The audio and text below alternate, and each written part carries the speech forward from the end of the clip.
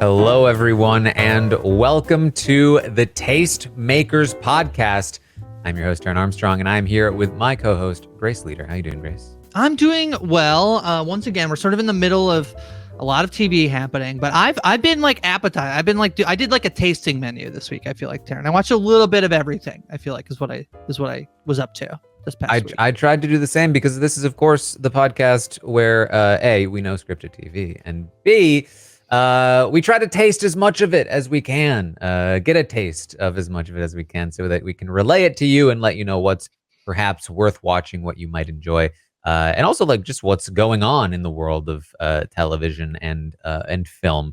So I kind of took the same approach. I'm still kind of following the big shows as they air, and tried to watch as much as I could.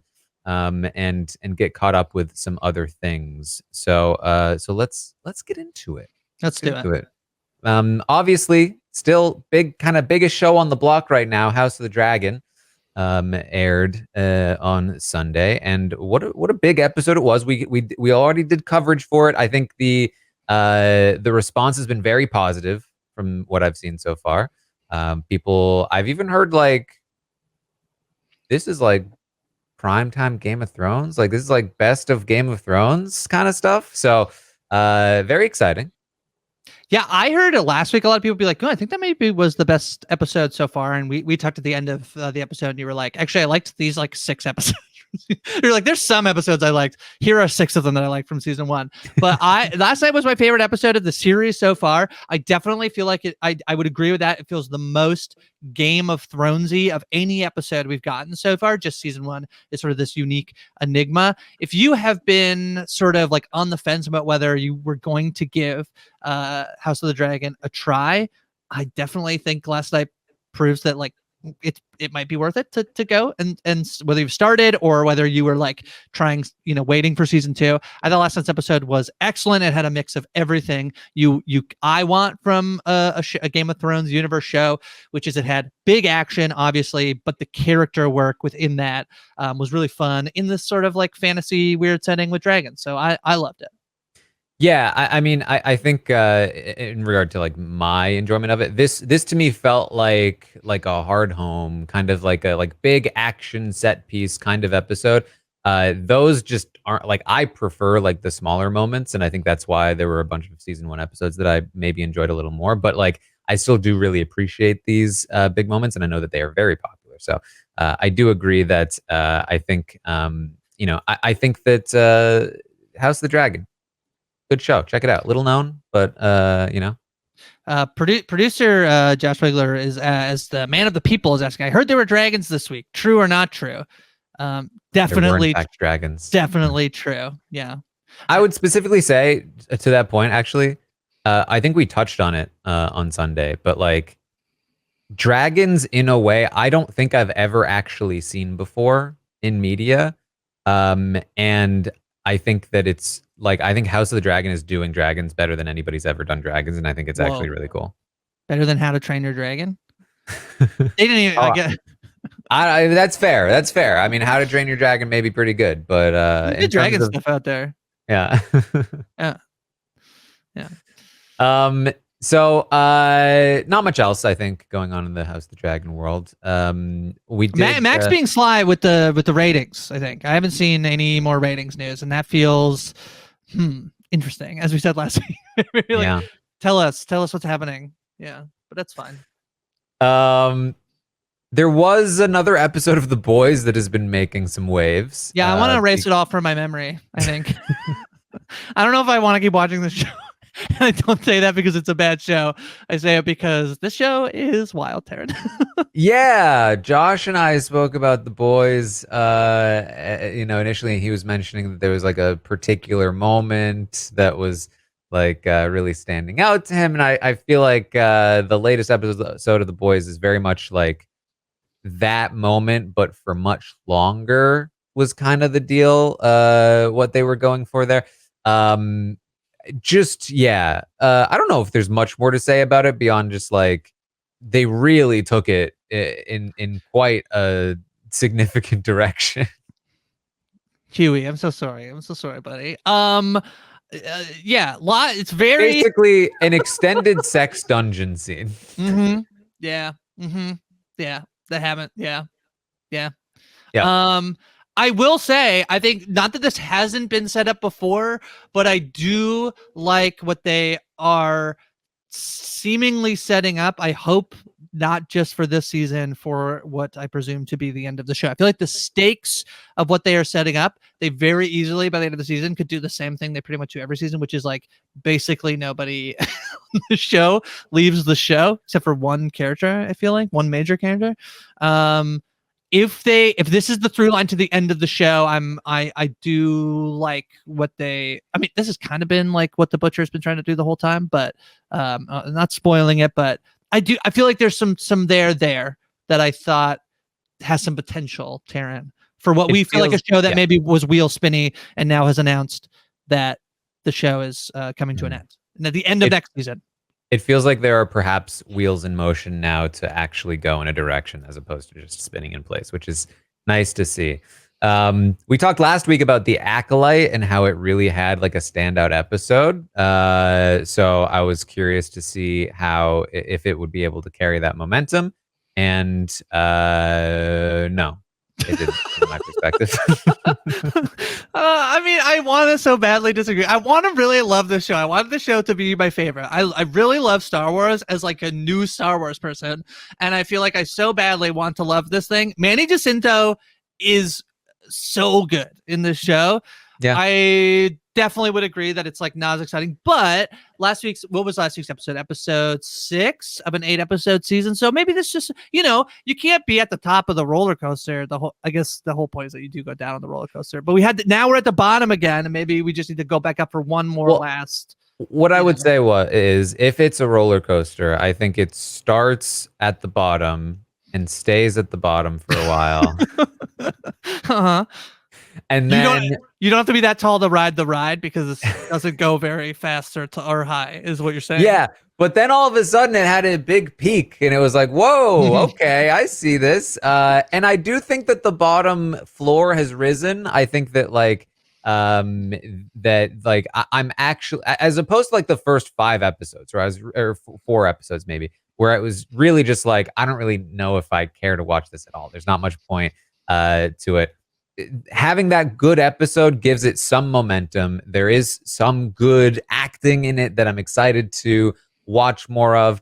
I still feel like the pacing is just not correct, but like I'm kind of happy that I've watched. I'm happy that I stuck with it overall, even if it ends up being really boring.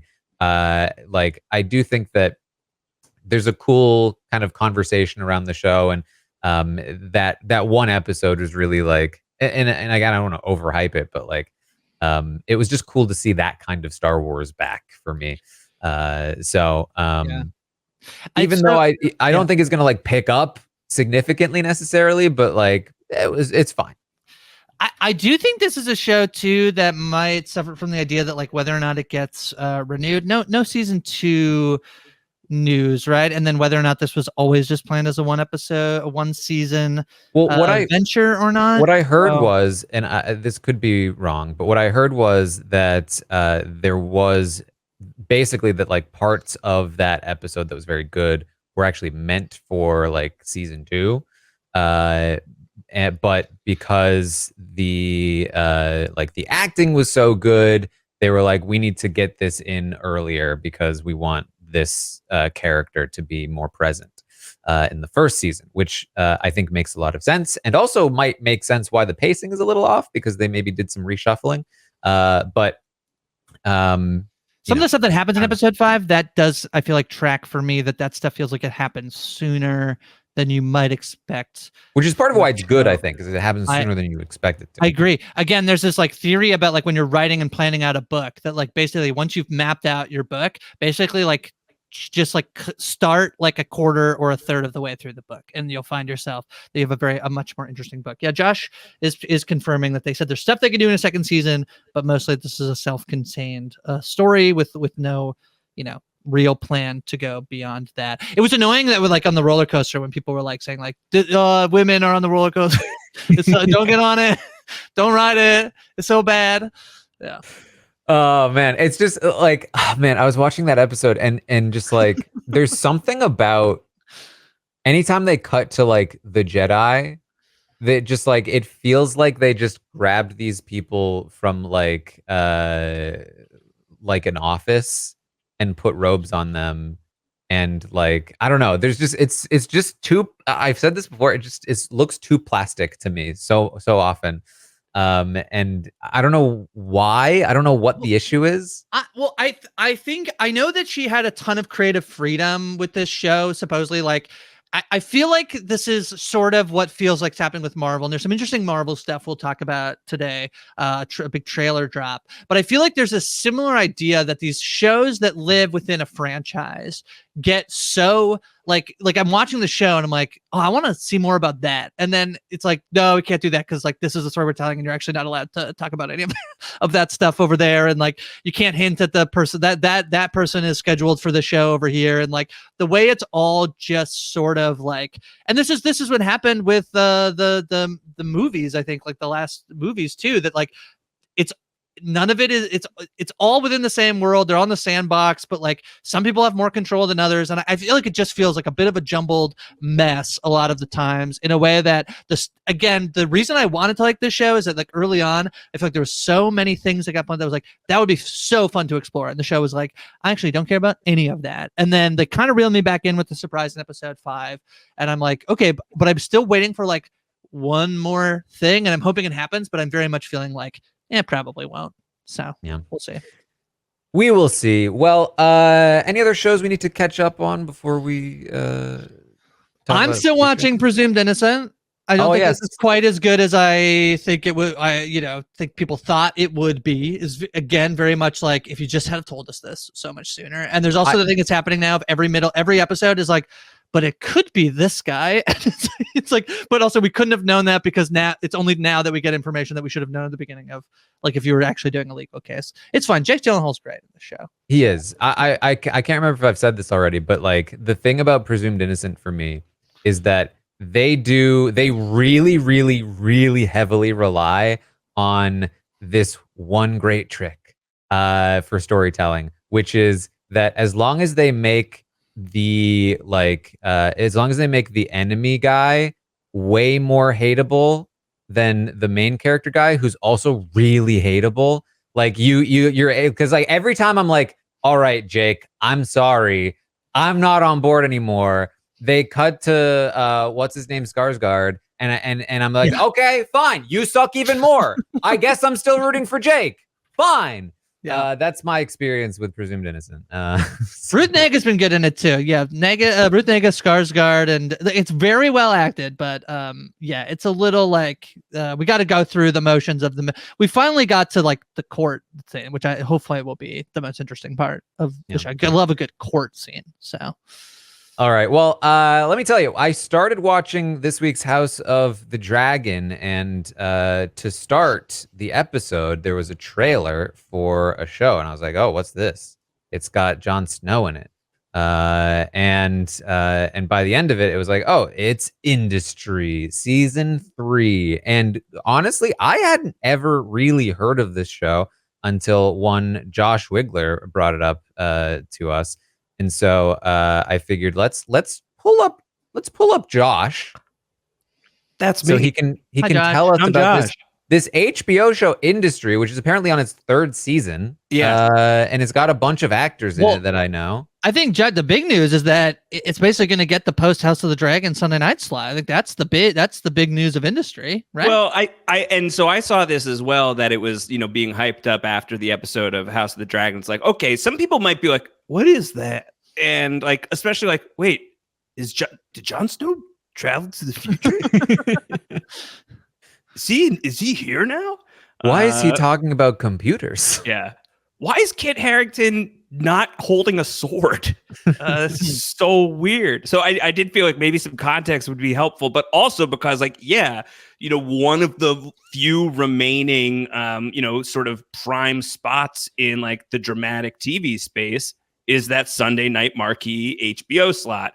And so House of the Dragon is going to end one week, and the next week, season 3 of this show that perhaps you've never heard is going to be taking its place. And I have heard of it. I hadn't heard of it until it was in its second season. And so this cycle is sort of happening all over again, except maybe a little bit sooner. But I heard about it because it was being talked about as something of a successor, potentially, was industry. Can I tell you the one that I heard, Josh, that intrigued me greatly? Yeah. Was it is Succession meets Euphoria. Yeah. So it's definitely got that for sure. It's like what if big business maneuvers that are going to maybe go over the majority of people's heads, but also they're constantly having sex and constantly having sex with each other and doing drugs. It's sort of like that, but the drug use is also like it's being done so casually, and the sex is being done so casually, but it is like really, really very naked, nude sex on your TV. So those are the ways in which I think it really is Succession meets Euphoria, but there is a lot more that's going on. It's a really well acted show. The basic premise is it's about finance stuff that I couldn't begin to explain to you. And it takes place in the London office of an American company. And it stars a bunch of young traders on the desk, not traitors, though there are some. Are there betrayals. faithful and some traitors? And So, I mean, definitely has. wait, that. is Alan coming in the show? No, there's no character named Alan, so he doesn't have the chance to have sex on the show. Okay, But there are several other characters who are having lots of intercourse and also trading money. And one of those characters is played by an actor who I feel like has not gotten his flowers nearly enough, and it's really great to see him in a really great role.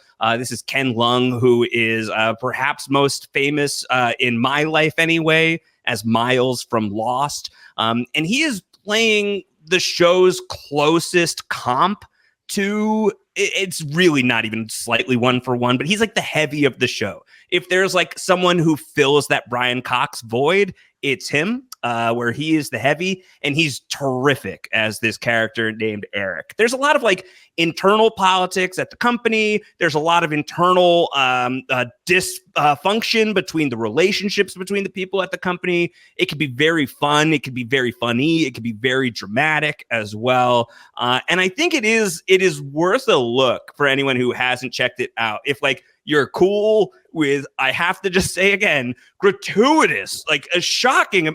So Emily and I watched this on an airplane, and we watched this on like an 8-hour flight back from somewhere. And like, do you know that like airlines, they're like really not censoring this stuff that much? Yeah. Anymore. Well, I mean, one of the things that I feel like the what people are watching on airplanes conversation is going to get real interesting, because it's not just like what you can watch on airplane. Like you can't watch anything that has a plane crash, and that makes total sense. Yeah. But I can now download anything just like from my streaming service to watch on demand. Oh yeah, I've watched Lost's plane crash scene multiple times on airplanes. Yeah, that so feels many bad. times. It feels bad. I don't know. It feels like for me, it feels great. I also I pick know. out my seats based on the numbers, so I'm a certain kind of freak. Okay, well, great.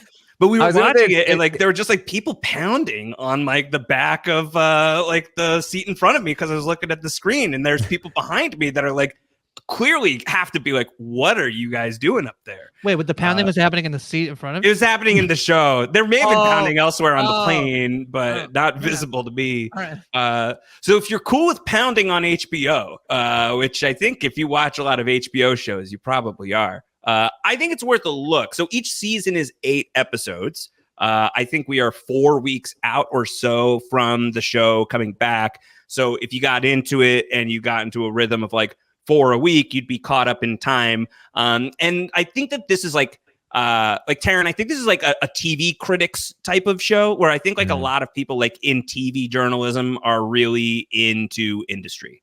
And I think like you'll start seeing, at least during season 2, there were like all of these like think pieces about like industry is the best show you're not watching. And I think that's hyperbolic, but I do think it's fun enough to fill a Sunday night void. And especially if you like you're missing Succession, if you're missing Euphoria, this will fill that void more than it will fill like I'm missing Westeros. Other than, Kit Harington is going to be in season 3. He's the big new hire for season 3. I have no idea what character he is playing. I think he's a new guy. But if past is prologue, then Kit Harington's going to have sex on this show. Do you want to know his name, Josh? Do you want to know his name? Yeah, sure. Why not? Henry Muck. Henry Muck is here to fuck. That is what's happening on Industry Season 3. Just get ready. I was going to say it sounds like it sounds like the show is like very British. Yeah. Yeah. But, There's the Ken Lung character is American. The other I would say like the main character, if there's a main character, it's this young black woman named Harper, who is like this like sort of like genius in this field, but has kind of fudged her way into being in the company. Like she Suits. It's a little suitsy how she's gotten into it. She's American as well. She's a great, complicated character. Really, really. Yeah. That's she's played by Mahala Harold. She, I feel like, is having a little bit of a movie moment. She was in the Sam Esmail movie. Yeah, so Leave the World Behind, which dropped on Netflix. I really like that movie a lot. She was in Dumb Money as well. She played there's sort of that's an ensemble thing of like who's involved in the GameStop saga. She plays one of the characters there in high school. Then she's in Bodies, which I believe the director of that has a new thing coming out as well. She was in a Black Mirror episode last year. She's awesome as well. I think she's phenomenal and feels like she's like on the verge of like a huge breakout. I do think this is interesting that the show, Taran, like it moves from Mondays to Sundays, and that doesn't feel like a huge thing, but I think it is a huge thing. And to put Kit Harington in your show, to have like a recognizable name, it's going to come right after House of the Dragon. We'll see how much that like helps it. I feel like we saw this last year. We're like, sometimes that's helpful, and sometimes they put The Idol after a show. I guess it doesn't matter what show you put The Idol after. The Idol's not going to do well, but sure. Yeah. But it's on its 3rd season, so it's obviously done well enough to make it this far. But it hasn't done well enough that like what industry is. So like, is that going to change? Is it not? I wonder what sort of bump is going to occur from it having a trailer for it ahead of House of the Dragon, and what is it going to look like for the people who like want something else on that Sunday night, for the people who are like Sunday night warriors for HBO. I do think that those people would be interested in at least giving it a glance, but it is a kind of surprisingly lore heavy show. Like the character relationships stack and like they matter. Like when somebody jilts somebody else, that's going to carry forward.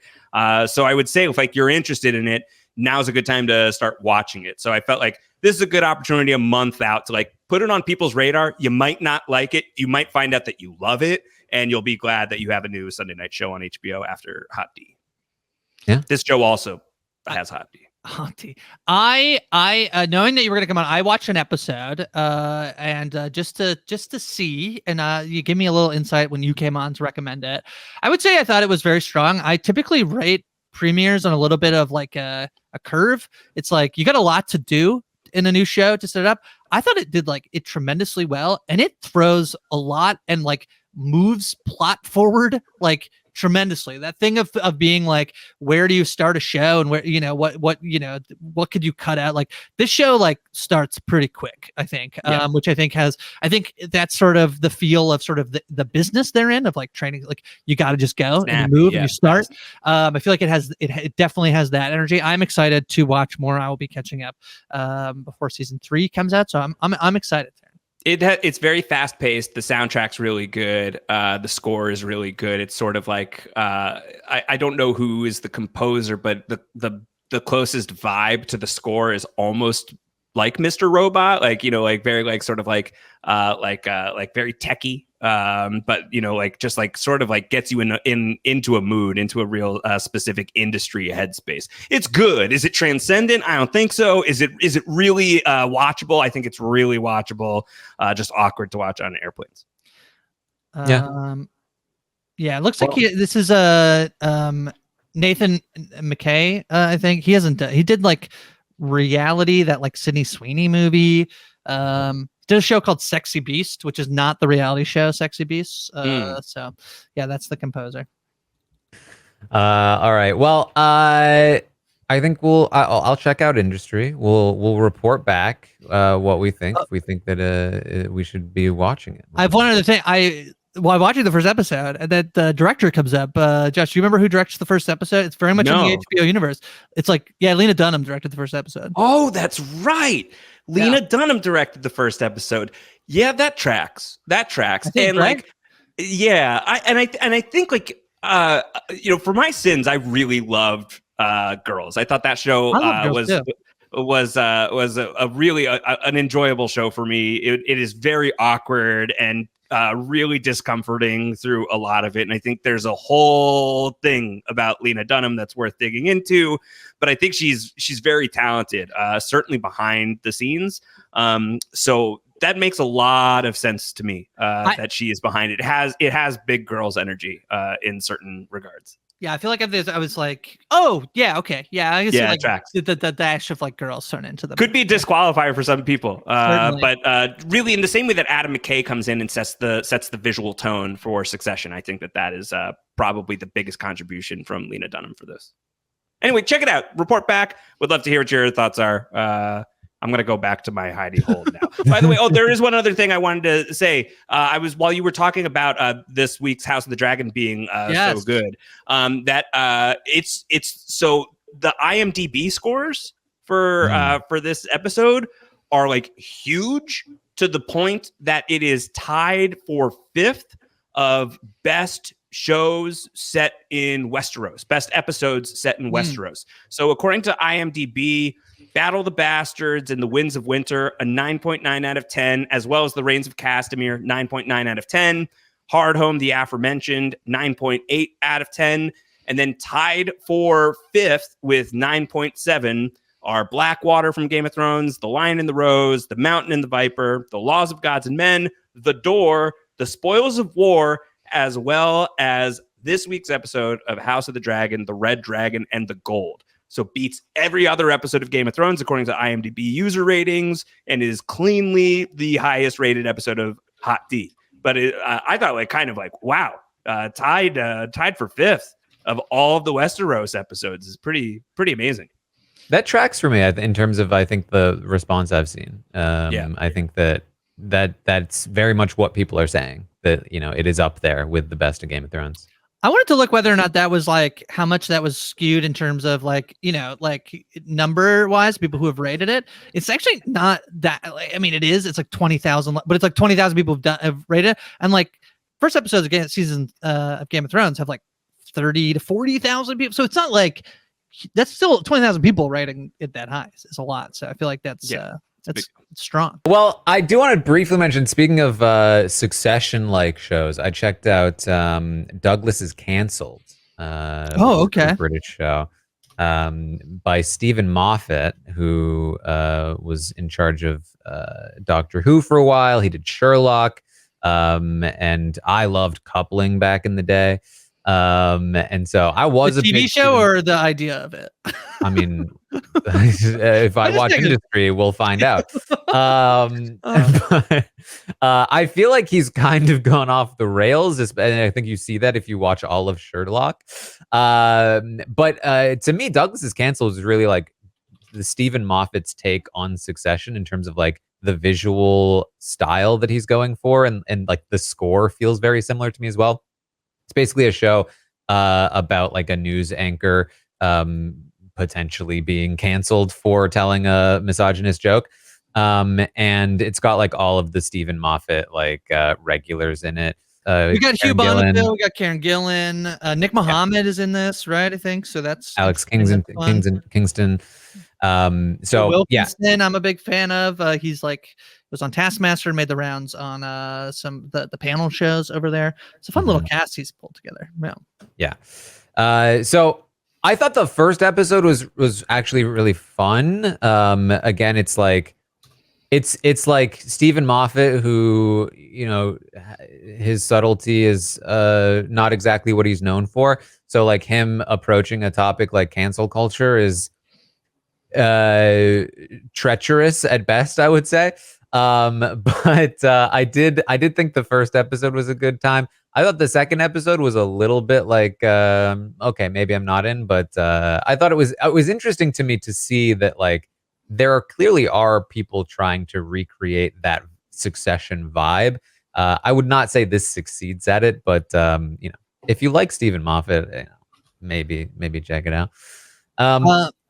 This is I'm really interested in this. I I have to say, when you said that there's a show about cancellation, you said Stephen Moffat. I had in my head Stephen Merchant. I thought this was like a Stephen Merchant show, who's the guy with Ricky Gervais. And I know he, in the vein of like some of the like my favorite comedians ever, like John Cleese and all these people, you were like, actually, cancel culture is bad. Like the Jerry Seinfeld like Frosted tour. I was like, Taran, I don't know. I guess I'll watch it if you say it's good, but I'm a little worried about like what it's gonna say. No, it's Stephen Moffat who does lots. Doctor Who.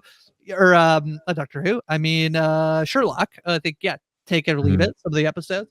He did Doctor Who and Sherlock. He did Doctor Who as well. I'm just not a Doctor Who person, so and I don't want to offend anybody who likes Doctor Who. I'm actually just worried. A lot of people did not like his run. Basically, he had done some of the best episodes of the previous run, and then when he took over, people are kind of like, oh, this is too much of him, which is basically like what Sherlock was as well, where like the deeper he got into Sherlock, it was like, this is too much Stephen Moffat. Stephen Merchant, by the way, has a show called The Outlaws that's, I think, just came back for another season, but it's actually pretty decent. But I did drop it because I was just like, it's not really doing much for me. Hilarious that in the world where like it used to be that British shows were the ones doing like 6-8 episode seasons, that this show is 4 episodes. So like we will still have less episodes on British TV than you have on American TV. That's fair. They've been doing that for a little while. Yeah, that's very funny. Yeah. All right. Well, I do want to jump back over and check in with Dark Matter, which has now ended its first maybe of multiple seasons. And I know you have had a chance to check it out now as well. So what did you think of Dark Matter?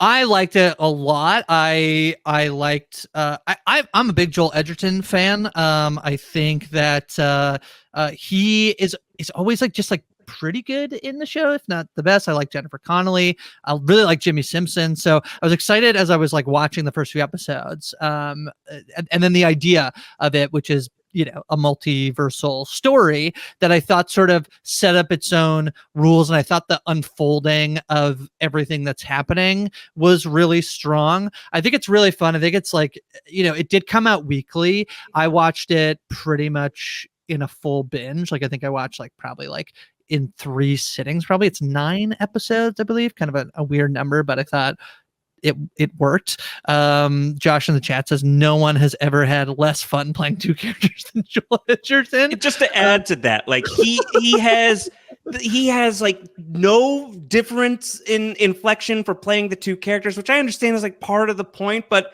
he seems bored. And you're in a multiverse show where you get to play different versions of yourself. This is an actor's dream, and no one has played that kind of situation more dryly than Joel Edgerton. To my viewing, I've enjoyed the show, but gosh, have some fun, my guy. You dived into, I believe Josh dived into it and said, I think it's bad, but I'm kind of into it, I think was Josh's initial review, which he's nodding in the background. I don't know. I don't think it's like the greatest show ever, but I thought it was really fun, and doing stuff that which is the sci-fi aspects, I thought was really fun. And I will say, like, I haven't read a ton of sci-fi, so in terms of like, is it doing something totally different? I don't know. It kind of felt like that to me, at least. I know you had some worries about how the ending of the book was and whether or not they would do it true to life. I'm really interested to hear your take about, we won't spoil it, but how it ends. I will say, I don't know that it totally worked for me, but I thought where you ultimately end up in terms of basically either setting up a second season or not setting up a second season, I thought did really work for me. Mm-hmm. Yeah, I mean, what I found interesting about this show is that Blake Crouch is the writer of the book and also the showrunner of the show. And, you know, what that means is that this was one of those rare opportunities where the person who wrote the story has the opportunity to not only be the person who adapts it to the screen, but also potentially fix some of the issues that were there in the original one.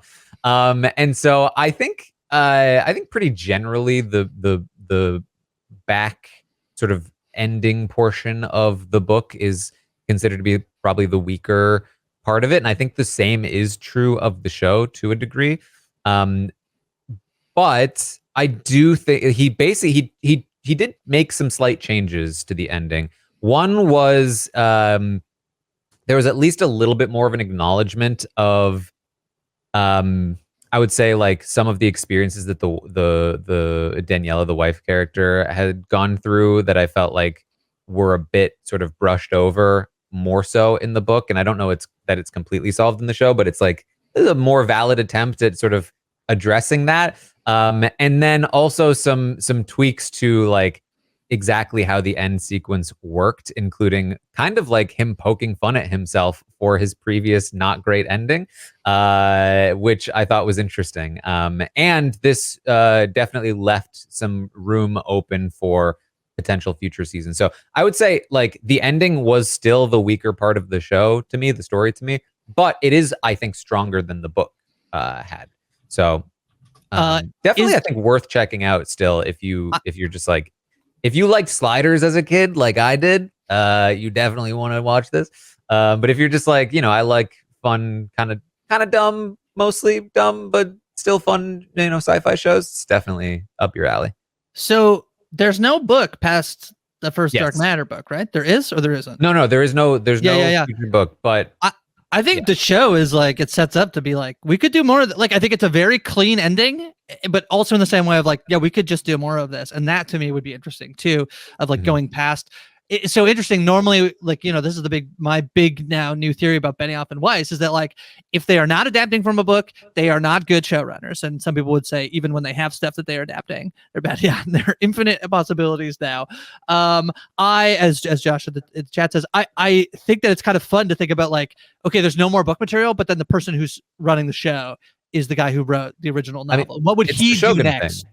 Totally like Shogun, which was a book, which is now potentially going to have a season 2, which is a continuation of a standalone book, but they do not have the novelist to write more story for them.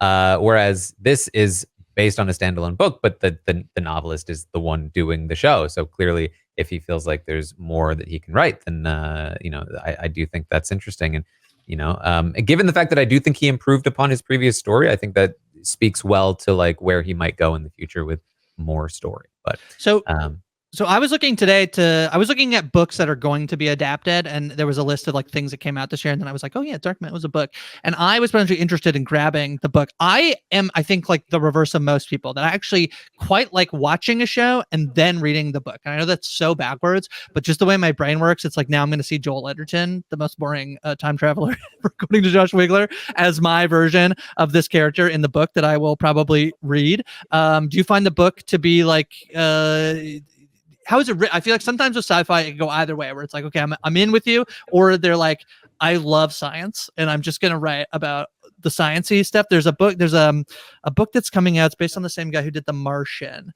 Yes. Andy Weir, and I read Project Hail Mary, and I did like it, but that is like, and that's going to be Gosling, and is it Sandra Huller? Maybe I think I liked the book Project Hail Mary better than The Martian. But I don't like. Yeah, Andy Weir is kind of like very technical. He loves science. Comes up with great scenarios. Yeah. Characters can be pretty cardboard. Dialogue is not great. He has like a very kind of like nerdy sense of humor that like permeates through every single character. But that's kind of why I like Project Hail Mary, is because the characters are very, very limited in that story, I will say. Right. I'm looking forward to that adaptation. What I will say about the book Dark Matter is that it is very mainstream. Like it reads like it could be a best-selling thriller novel. That's it's like it's not trying to do anything too complicated. I mean, that's episode 1 of the show. I feel like it feels much more thrillery than sci-fi, and then you're on two paths of it being a thriller and a sci-fi story, I feel like, and eventually they will like intertwine. But that's sort of I think that's a good way actually to think about the show. I'll give 2 other, but like Project Hail Mary is being adapted. Gosling is slated to be the main character of that thing. Sandra Huller, who had a breakout in 2 movies last year, Anatomy of a Fall, and the one where she's in a French. No, that's Anatomy of a Fall, and then Zone of Interest. That both tremendous. Mickey 7 is also there's a little bit of controversy with this one because Bong Joon-ho is doing it, but it's been like super delayed. But Robert Pattinson is playing the main character of that story. But I read both of those knowing that they were being adapted and loved both of them. So I did the opposite of what I normally do, mostly because the media is not out yet. There, so I had no choice. But yeah. Couple other shows. We mentioned Colin from Accounts a couple of weeks ago, and the other sort of like rom-commy show that was airing at the same time that I did not talk about, but has since been sort of like brought up to us, is like, hey, can you talk about this show? Is the show called Trying, a Commonwealth show. British show that has just wrapped up its 4th season. And the premise is that it's like a young couple trying to have a kid. And so, I won't sort of spoil where we are in the 4th season in that story, but it's fine. I think it's a very like watchable show. Per British TV shows, it's I think like 8 episodes a season, and they're like 20 to 30-minute episodes, so pretty low effort. It can be a bit cheesy at times, but like it's pretty feel good. It's pretty it's one of those shows that like if you're looking for something that's kind of cheesy, kind of feel good, throw it on in the background, perhaps. Like that's what it is for me. It's also another show I recently learned because I was looking it up to talk about it. Where the main couple are now actually also a couple. So There you go. there you go. I don't think they were when they started filming, though. Ooh, fun. I have not checked this out. I've heard really good things though. I've heard it's quite nice. It's on Apple TV Plus. Also, just a thing I'll note, we'll try to, I know people have asked, like, can we put the things we're talking about in the show notes? Can we say where it's streaming? We'll try to do a job of that while we're going along. Yeah, Trying, all on Apple TV Plus. I've heard great things about the show, so I will certainly check it out. It's kind of one of those things where you're like, the more seasons it has, the more I'm like, okay, at some point I got to dive in and like bite off a chunk of this and then probably just get sucked in. I don't know if that's how eating works. We should know. We're the Tastemakers. Do you have a comp for Trying? Like, is there something that you think is like, in the ballpark of Trying? I mean, you mentioned Colin from Accounts. I don't know if that's. It's not quite. It's not quite the same feel. I mean, we need a showbot actually. from Josh and Antonio versus the algorithm. Although I think that thing got fired. We probably just need Antonio Mazzara to tell us the recommendation. It definitely has a different. It's very like the feel is very like TV show. It feels very classic sitcom, but with that sort of British flair to it. There's, I don't know that there's a great, because it's not really a genre that I dive into that much. I think that's great. And actually, it's just very funny. This is how good of a tastemaker I am, Taran, actually. I had some neighbors who know that I podcasted about TV a little while ago. Like, what should I watch? I was like, I feel like everybody's talking about season 3 of Trying. I feel like you should watch Trying. They came back to me and they were like, that was so good. They are a couple who did have a lot of trouble having a baby, and eventually worked out for them. They have two young boys, but they were like, that show resonated so much to us. So I think that cheese factor that you're talking about, I can see where that is from just watching the trailer. But excited to check out I will try Trying, Taran. There you go. Okay. A couple of other shows. We both checked out Supacell. Yeah, high on the list on Netflix. I really like that. I feel like this is kind of like The Boys, but not. I mean, it's not. But it's just superheroes. It's basically what. So okay, here's what I think. So Supacell is basically, you learn very quickly that there is a prison where there are seemingly black superheroes who are in cells, locked up in cells. Then we meet some characters who start to display, and they're all black people in Britain who start to display their powers. I think the thing I was like intrigued by in terms of that is like, it's not like The Boys from Wisconsin, but this idea of like, how can superheroes be the lens in which we commentate on something about society, which in this version I imagine is about like criminal justice, and the way that black people are treated by the justice system and policing. That's the feeling I got through episode 1, and I feel like that's interesting through like The Boys as a reaction to like basically Marvel being monoculture, right? Of like superheroes are so prominent, and then it's like, ooh, we could tell these other stories through this thing that people are watching. That was my first experience with Supacell. But I don't know if you have a different Okay, so the thing that stood out to me, I would not say it gave me much boys vibes beyond the fact that it's like superheroes. To me, it was just, this is heroes. Like, this was just Okay. so heroes to me. Okay. The way that like we're introduced to like a bunch of, not connected characters that will eventually, I imagine, be connected given the first episode, who are then developing superpowers. And it has that kind of like I wouldn't say it feels edgy or anything like that. It feels It's not. It's um, not. Yeah, I would agree with yeah. that. Yeah. So like if you liked like early heroes back in the day, I feel like this really gave me heroes, especially the end of the episode. Okay. Where, we even got like sort of like a task that needs to be done. It felt very like save the cheerleader, save the world kind of deal.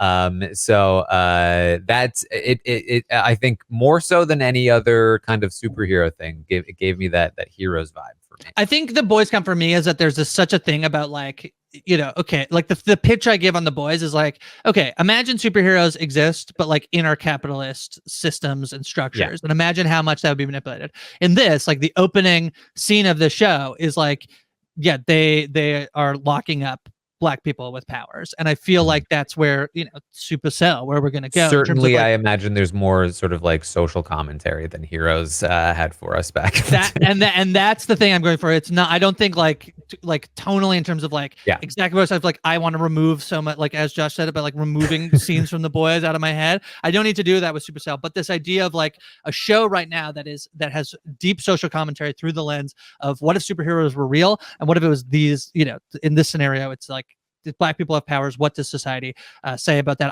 I feel like watching because watching the show, I'm excited to watch it and then read what people are how they're talking about it and how it's being received. It's super high up on the Netflix charts at the moment, so yeah, we'll see. Yeah, we will see indeed. And I think the only other show left that I know a lot of people have been trying to get us to talk about, Interview with a Vampire finished its second season. I don't remember, again, if I've mentioned this quite yet, but I did check out season 1.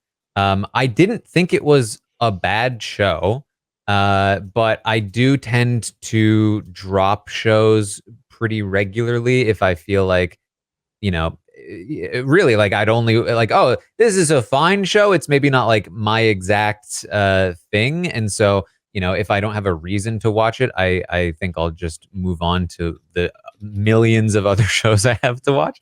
But I know that a lot of people have been praising season 2, that it's even better than season 1. And a lot of people would like for us to talk about it. So I am definitely willing to jump back in. In fact, I'm kind of excited to jump back in now that I have a reason to, because I do think that if I give it some more attention, I might come around on it. But I know that you have checked out season 2 so far. I've checked out episode 1 of season 2, and I did it basically just before we hopped on the podcast. And I'm so mad at myself that I did that, because now I won't be able to watch the second episode for a little bit. It was really, really good. I thought it was really fun. I think that what's really fun about the show is that I think it's set in it's not set in more modern. It's set in more modern times than the first. Than the movie, and there's actually an interesting conversation here between it and Ripley in these movies that come out in the 90s and then get made into a television show, and why are they choosing to do that? Interview does a lot of they changed the race of Louis and Claudia, struggling to remember her name, in a way that I think is like excellent and really well done, and I think like the show feels super fresh, even though it's not like set in modern. There is a modern day aspect of the story, which is like the lens. Basically, he's being Interview with the Vampire. He's being interviewed and then retelling his life, and so then we go back in time. I thought season 1 was really, really strong. What's kind of fun now is that we basically did the movie in season 1, and now we're in future book territory. So there's many of these books that were written by Anne Rice, and AMC has gone all in on the Anne Rice universe with Mayfair Witches and Interview, and I believe there's one other show coming. They're all in on this. I think the first episode of season 2 explores the world, like sort of international world of vampires, in such a fun, horrifying way. The way I like describe, I think there's a couple scenes in season 1 that I can just like still visually see. They're so graphic and gory, but at the same time like stunningly beautiful and mesmerizing. And I feel like the season 2 premiere does the same thing. I'm so excited to watch more of this. I'm very excited for you to check it out. Notoriously, between Josh Wigler and I will say, we were talking about whether we were going to cover Interview with the Vampire back in the post-show recap stage. And Josh said, I watched the first episode. Actually, I think this show might be bad. And then I think say that. You did say that. I did say that. And then I watched more. I was like, oh, I think the show might be good. But you watched it and you're like, this show is definitely. Yeah, I mean, I liked it from the beginning. I think the queer aspect of Louis and Lestat is much more prominent in this version of the show in a way that really appeals to me. And like vampires as a concept, being related to queerness, I think is a thing that you've seen in a lot of places, but this is just done so expertly well. So I'm excited for you to dive into it, Taran, and for you to watch season 1. I'll be chugging along with season 2, and we'll see where we wind up together in this the vampiric world of Interview with the Vampire. Yeah. Also, they do something, Taran, sorry, very interestingly. I've never seen. I'd have to like someone have to fact check me on whether this has been done before. They did have to recast Claudia from season 1 to season 2. It was Bailey Bass in season 1 and Delaney Hales in season 2.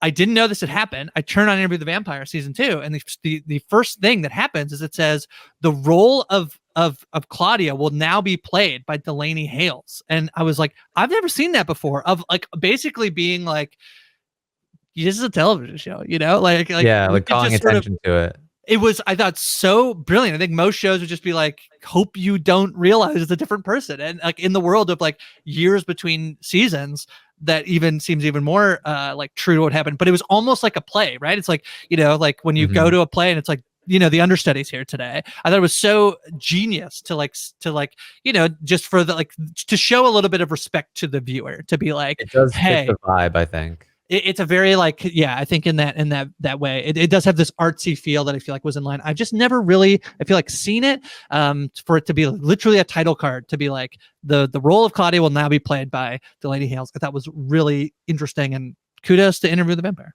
I said we would talk about a Marvel shit. So Agatha All Along, the trailer did drop. I don't know if you checked it out. Perhaps it's something we put on the radar for next week, because I think there's a big, interesting discussion about the state of Marvel TV.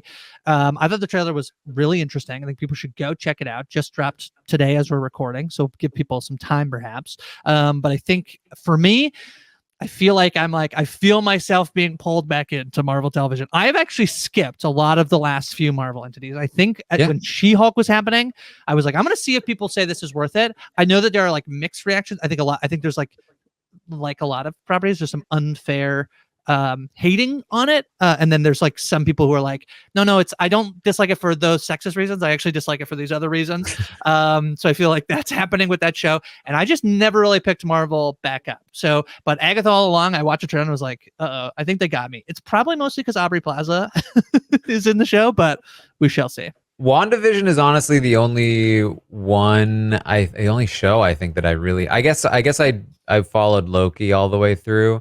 But and honestly, by the end of WandaVision, I was like, okay, now you've turned it back into every other show. But what I will say about Agatha All Along is that I think the name is terrible.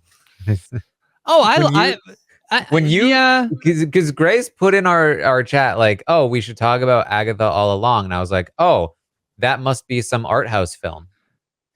Well, and then I realized it was a Marvel show. Well, there's a thing. I think what's very fun, and I can't tell if Marvel is this smart to do this. Like, did they do this on purpose? Which is, the show was called Agatha All Along. Then it was like, Agatha's Coven, and all of these different names. And then they're like, actually, it's called Agatha All Along, which is like a joke within itself that the name of the show has been Agatha All Along. And I can't tell if they're smart or not smart. And I don't know which is the answer. And I don't know if I care whether Marvel is smart enough to do it, but I think it's very funny that they're like, no, it's Agatha All Along. That's been the title of the show. My hope is that I'll watch the show and be like, this is a brilliant name, because I appreciate that they are like, because WandaVision really was such a departure, such a like shot to take, that I hope that this is more art house film than typical Marvel show. I don't know that it's art house, but I think if you watch the trailer, Taran, it doesn't feel. It feels different, and I'm gonna say what I feel like it feels most like, knowing that this was not well received by many people, which is the new Doctor Strange Multiverse of Madness one, where I feel like is it Sam Raimi? They came in and he was like, "I'm doing a horror Marvel movie." This feels like kind of horror TV show, but maybe it might end up being more like what's the very famous Disney witch movie with the three witches that I should absolutely know the name of? Yeah, I think it could have a little, which like I think that could be bad. Well, I think it could either be Hocus Pocus, but I do feel like there's a chance that like they're fully saying it's like it comes out in September. It's spooky season show. We'll see. I think it will be. I like the vibes.